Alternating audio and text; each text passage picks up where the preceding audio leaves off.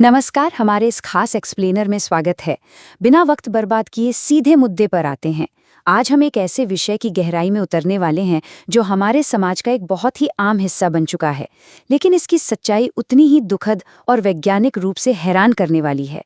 हम बात कर रहे हैं शराब के सेवन की और उन कड़वी सच्चाइयों की जो अक्सर रंगीन बोतलों के पीछे छुप जाती हैं। मैं अपनी बहू के साथ नौकरानी बन जाऊंगी पर तेरे साथ नहीं रहूंगी। ये कोई फिल्मी डायलॉग नहीं है। ये एक बेबस माँ की अपने बेटे अमित को दी गई एक बेहद दर्दनाक चेतावनी है। अमित की कहानी आज हमारे इस एडिक्शन को समझने के सफर का इमोशनल एंकर बनेगी। अमित की कहानी से ही शुरुआत करते हैं। बचपन में वो एक आदर्श स्टूडेंट था जिसे शराब से सख्त नफरत थी, लेकिन कॉलेज में अच्छे मार्क्स आने की खुशी में दोस्तों के साथ पी गई बस एक सेलिब्रेटरी ड्रिंक ने सब कुछ पलट कर रख दिया। लत इस कदर हावी हुई कि परिवार को अजीबोगरीब और हताश करने वाले उपाय आजमाने पड़े, यहाँ तक कि उसकी लत छुड़ाने के लिए उसे घोड़े का यूरिन तक पिलाया गया। अब समझना ये है कि इस लत के पीछे की असली वजह यानी शराब बनती कैसे है। दरअसल फलों और अनाजों में मौजूद नेचुरल शुगर के फर्मेंटेशन से ही शराब तैयार होती है। जैसे अंगूर से वाइन बनती है जिसमें 9 से 15% अल्कोहल होता है, और गेहूं से बियर जिसमें ये मात्रा 4 से 8% होती है। लेकिन जब इसी अल्कोहल को डिस्टिल किया जाता है यानी भाप बनाकर वापस लिक्विड में बदला जाता है तो रम जैसी हार्ड शराब बनती है जो कहीं ज्यादा खतरनाक स्तर का नशा देती है। मुंह से अंदर जाने के बाद शराब शरीर में एक बहुत ही तेज बायोलॉजिकल सफर तय करती है। पेट से होते हुए ये छोटी आंत यानी स्मॉल इंटेस्टाइन में जाती है, जहां से ये तुरंत खून में घुलकर सीधे लिवर और दिमाग तक पहुंचती है। यहाँ एक बहुत ही दिलचस्प बात है। अगर पेट खाली है या शराब में सोडे की तरह कार्बन डाइऑक्साइड मिली हुई है तो पेट और आंत के बीच का दरवाजा खुल जाता है। ये एक तरह से डेंजरस फास्ट पास बन जाता है और नशा एकदम से चढ़ता है। अब लिवर इस शराब के साथ क्या करता है? देखिए, लिवर के काम करने की एक फिक्स्ड स्पीड होती है। वो ADH नाम के एक एंजाइम का इस्तेमाल करके शराब को एसिटल्डिहाइड नाम के एक जहरीले केमिकल में बदल देता है। सच तो ये है कि यही वो जहर है जो हैंगओवर और सिरदर्द देता है। इसके बाद एक दूसरा एंजाइम आता है LDH, जो इस जहर को धीरे धीरे साफ करके हानिरहित एसीटेट में बदलता है। जब तक ये सफाई पूरी नहीं होती, शरीर में जहर जमा रहता है। शराब पीने के बाद इंसान लड़खड़ाने क्यों लगता है या सोचने की स्पीड क्यों घट जाती है? क्योंकि शराब दिमाग को पूरी तरह से हाईजैक कर लेती है।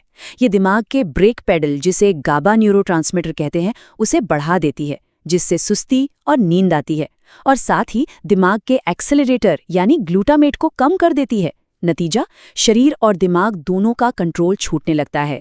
शुरुआत में शराब पीने पर जो खुशी और सुकून महसूस होता है वो असल में एक बहुत बड़ा डोपामीन ट्रैप है। शराब दिमाग में डोपामीन रिलीज करती है, लेकिन ये सुकून एक धोखा है।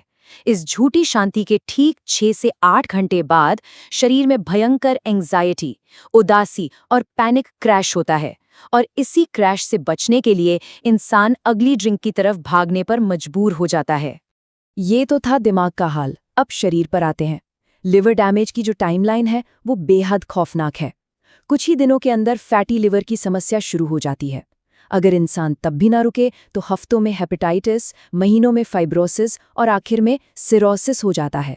सिरोसिस का मतलब है एक इरिवर्सिबल स्टेज, यानी यहाँ से लिवर इतना खराब हो जाता है कि पूरी तरह फेल हो जाता है और पीछे लौटने का कोई रास्ता नहीं बचता।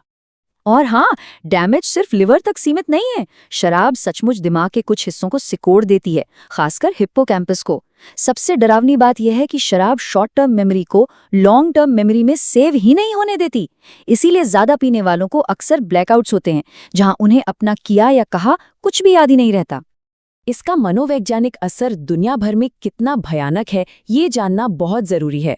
दुनिया भर में होने वाली आत्महत्याओं में से 40% मामलों में शराब का सेवन शामिल होता है, और कुछ साइंटिफिक स्टडीज तो इस आंकड़े को 73% तक ले जाती हैं।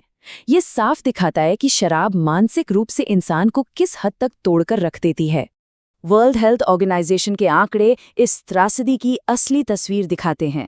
26 लाख, जी हाँ, हर साल पूरी दुनिया में 2.6 मिलियन यानी 26 लाख मौतें सीधे तौर पर शराब से जुड़ी होती हैं।